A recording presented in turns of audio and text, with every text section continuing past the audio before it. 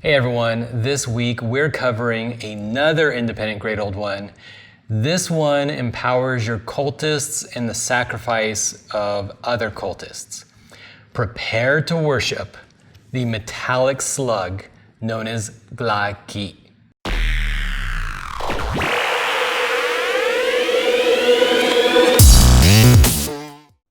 They shoved me forward to where I could look down into the lake. The ferns and water were unusually mobile tonight, but I didn't realize what was making them move until an eye rose above the surface and stared moistly at me. Two others followed it, and worst of all, none of them was in a face. When the body heaved up... Gla'aki is an independent Great Old One from the Ramsey Campbell Horrors, Pack 1. In the source material, Gla'aki is a metallic slug living in a lake, worshipped by cultists who believe that worshipping Gla'aki will grant them immortality. He does this by injecting the cultists with a special fluid which turns them into undead and enslaves them. Like many other Aigus, Gla'aki has a moderate effect on the meta of the game, giving you some more options regarding your cultists and your enemy's cultists. This is his card. His requirement is to have your Great Old One in an area with a controlled gate. To awaken Gla'aki, pay 4 power and place Gla'aki in the area containing the gate. His combat dice equal the number of acolyte cultists in your pool. He has a special ability, the Tomb Herd. This is a gather power phase ability that earns 1 power per acolyte cultist in your pool.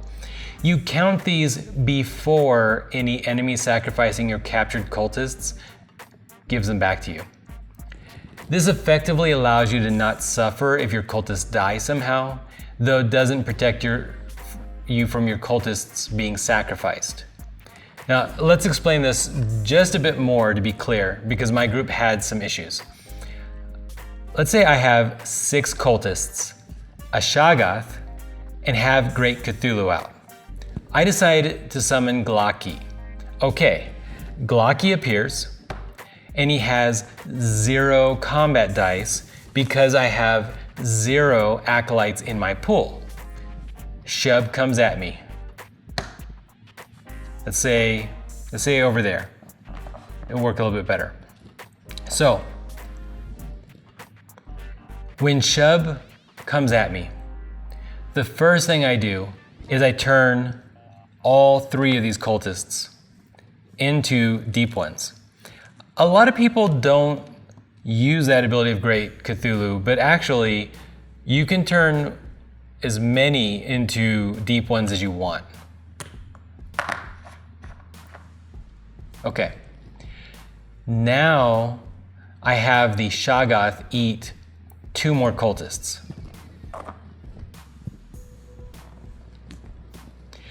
This gives the Shoggoth +6 combat dice, but now the Gla'aki has 5 combat dice. Okay. Combat, it works, right? I mean, that was a viable strategy. But the important bits is that in the next gather power phase, I still get the full 6 power from the cultists. 1 from the alive cultist, and 5 more from the Tomb Herd ability. Okay, what about the spellbook? The spellbook's name is called Green Decay. To unlock the spellbook, you must be the first player to reach 0 power in the action phase. It has a small subnote saying that Windwalker taking the hibernate action does not fulfill this requirement. Okay, this is what Green Decay does. When a captured cultist is sacrificed and returned, gain an Elder Sign instead of your normal reward of 1 power.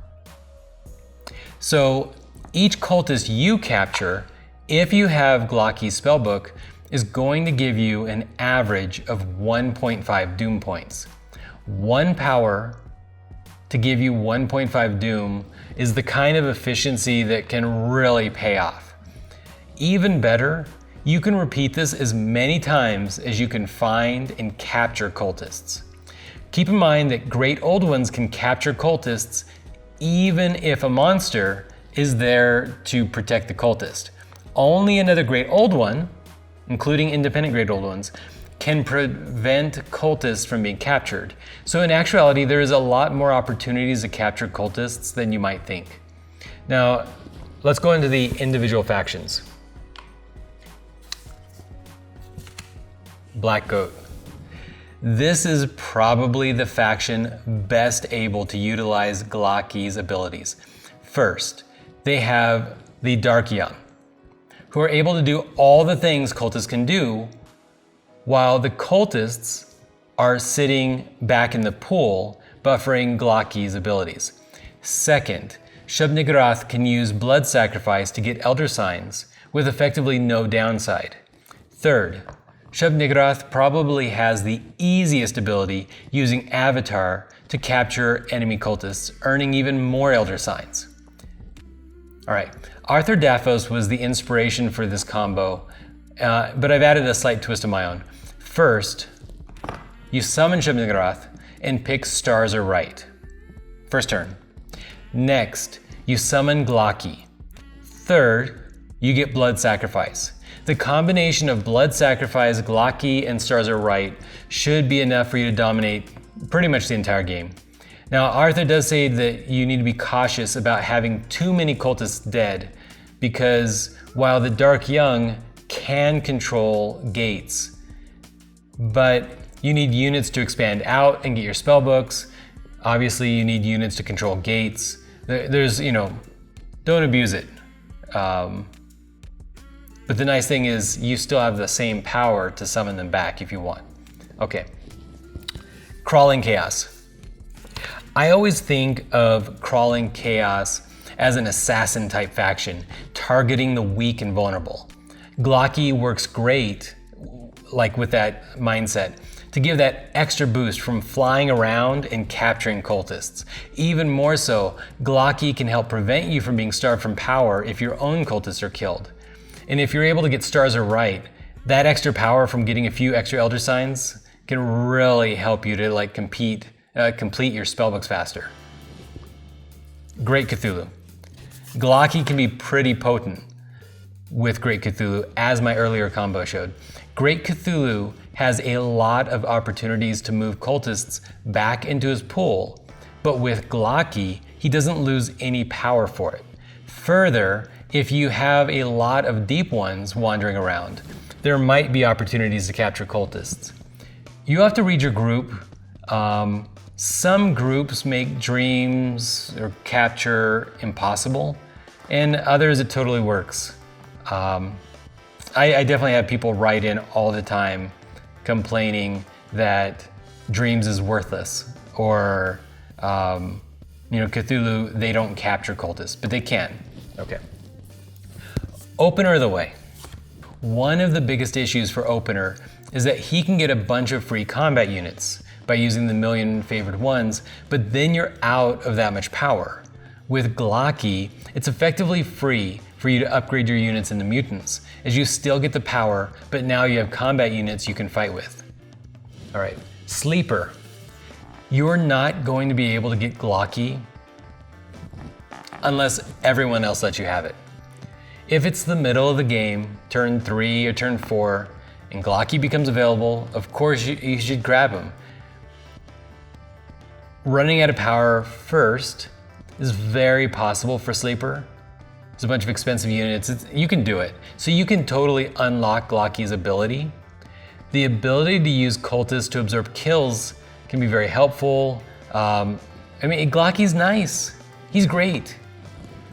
But it's just unlikely that you can actively plan a full strategy around using him, considering that most people can't get Tsathoggua out until 3rd turn. That's in my groups. If you get Tsathoggua out 2nd turn, you're a boss. And your group's kind of making it easy on you. All right, Tcho Tcho. No, forget it. This is Tcho Tcho, Windwalker, yellow sign. The only way I see you grabbing Gla'aki with any of these factions is if you're just intentionally blocking other players from getting Gla'aki. These factions, they don't want to capture cultists, or in the case of Windwalker, they struggled too much to unlock his spellbook. I'm sure some of you have won capturing cultists with yellow sign, and if you won capturing cultists with Tcho Tcho, there's something wrong with your group. That's not what they do. That's not their thing. Yeah, Gla'aki is useless for these three factions, but it doesn't mean you shouldn't get him, just possibly to block somebody else from having him. Okay, so that's Gla'aki. I really like him. His mere existence doesn't necessarily mean you win, but he does give you some options which you can take advantage of. He is quite powerful with stars are right. So if you see someone get Gla'aki, it would be in your best interest to actively avoid letting them also take this spellbook. What does everyone else think? Do you like Gla'aki, or is he junk? Metallic slug junk? Let me know in the comments below. And with that, if you haven't already liked and subscribed to the channel, I'd really appreciate it. Trying to hit 800, we're gonna do a big contest. When I do big contests, I basically buy people board games, and that makes me happy. You guys get board games. I'm doing a copy of Cthulhu Wars at 1,000, so there's, yeah, I mean 1,000 subscribers, somebody's gonna win big. 800, you guys are gonna get probably, I don't know. Post your ideas down below what board game I should give out. Anything roughly in the $100 range is kind of my speed for 800. Yeah, spread the word, let people know, win a board game. It's a win-win. Yeah, bye guys. Wait, I said I wasn't gonna do Gla'aki. This is like the I win button for Black Goat.